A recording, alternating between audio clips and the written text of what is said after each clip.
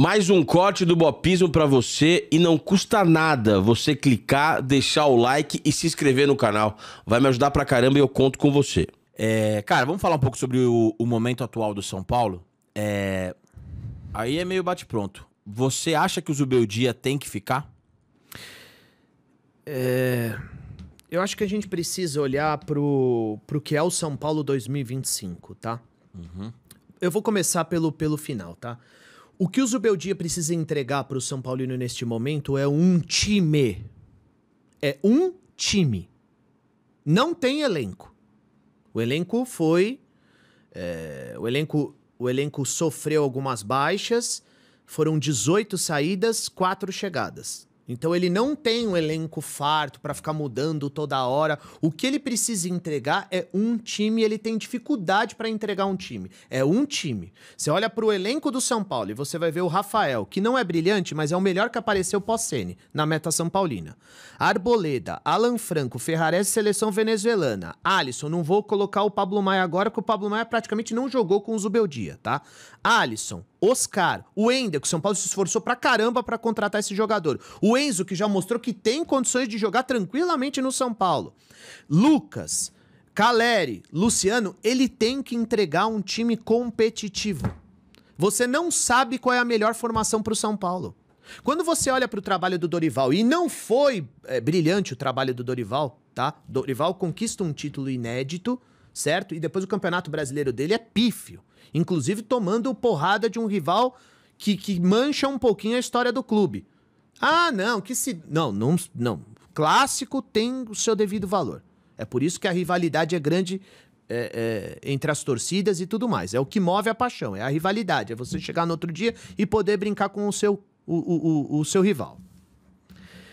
Só que quando você olha pro time do Dorival, você vê algumas coisas que são digitais do treinador. O Caio Paulista viveu a melhor fase dele na carreira com o Dorival no São Paulo. O Caio era um lateral que aparecia como ponta esquerda pro Nestor jogar por dentro. Dorival.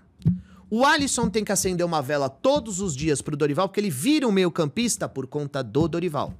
Rafinha, como terceiro zagueiro, já tinha sido utilizado com o Rogério, mas na linha de 4, ele funciona, não como um terceiro zagueiro, mas um lateral construtor por trás. E ele não se expunha muito, certo? Agora eu pergunto pra você, que acompanha todos os jogos do São Paulo, o que é que você vê no time do São Paulo que você... Pô, isso é coisa do treinador. O Alan Franco, cara. O Alan Franco joga a melhor bola dele pelo São Paulo com o Zubeldia. E algum aspecto tático? Cara... Você tem dificuldade. Tático de fato. Você tem dificuldade. Mas eu acho o São Paulo um time competitivo. Não, mas ele é competitivo. Com esses nomes é impossível ele não ser competitivo. Sim. Agora, sim. ele pode ser melhor. E o que ele precisa entregar é um time. Todo mundo sabe que o São Paulo tem um ano difícil. Todo mundo sabe que a única alternativa ou uma tentativa de sair da lama do ponto de vista financeiro é o FDIC, é respeitar o teto salarial. Por isso a folha... o São Paulo diminuiu, são 18 saídas, apenas 4 chegadas, jogadores importantes se machucaram agora, tudo isso precisa ser levado em consideração. Só que o São Paulo não tem um time, você não sabe se ele vai entrar com 3 zagueiros, com linha de 4. Ontem ele não entrou com 3 zagueiros, ele entrou com linha de 4. E o que acontece? O São Paulino, ele tá metendo a régua lá embaixo. Por quê?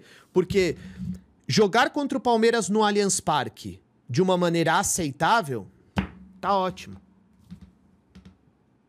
A semifinal do Campeonato Paulista foi um comportamento aceitável apenas. Me diga uma grande defesa do Everton. Nós estamos falando de potências. De um Palmeiras mal. É que o Caleri perdeu um gol embaixo do gol, né, cara? Cabeceou pra fora, não precisou defender o Everton ali, né? Só. Mas lá, cara, não tomou de 5 que nem o Dorival. O que eu penso, eu entendo do que você tá falando, tá? E eu acho que o trabalho do Zubeldia em 2025 é muito pior que o de 2024. E eu acho que isso é uma coisa que as pessoas não... Eu não vejo muita gente falando isso.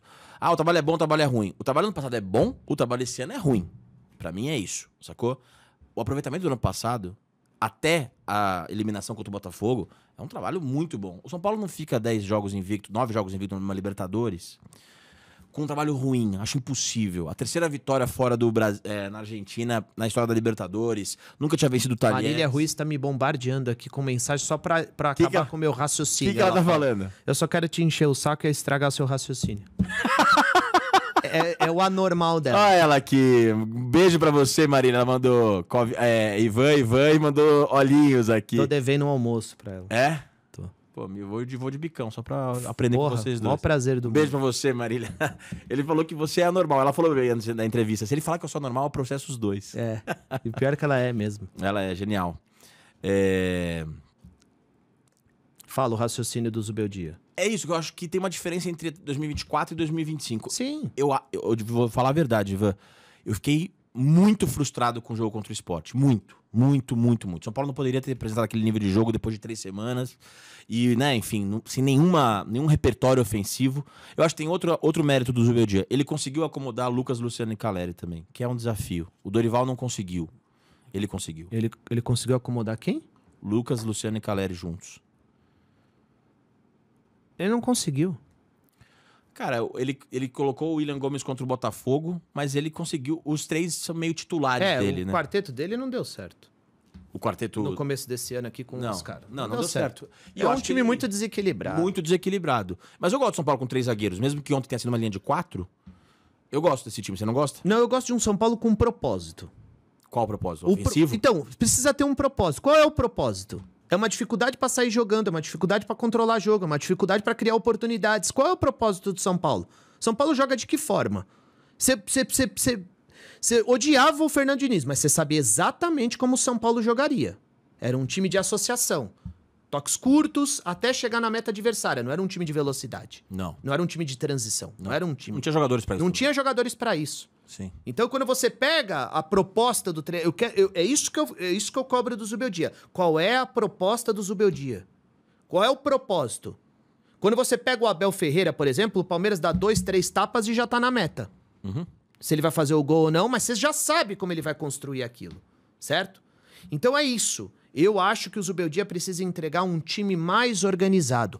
Dá pra ser mais competitivo do que é. Agora... eu não acho ele uma porcaria. Eu acho que dá pra ser. Você acha que dá? Lógico, assim que ele tiver uma organização melhor. No ano passado, ele não teve culpa na eliminação, por exemplo, contra o Botafogo. 0. Foi vítima. Sim.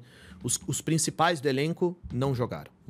Contra o Atlético Mineiro, a gente não pode excluir da análise o componente esquerdo. Com certeza. Um dia depois. Não dá. Aquilo acabou com o time no Morumbi. E no jogo da volta, eu acho que ele demorou pra mudar. Concordo. Mas não foi por conta disso que o São Paulo foi eliminado. O Ferreirinha criou oportunidades no começo e o São Paulo Lucas não perdeu foi... debaixo do gol. Exatamente. Ali ele não teve culpa, tá?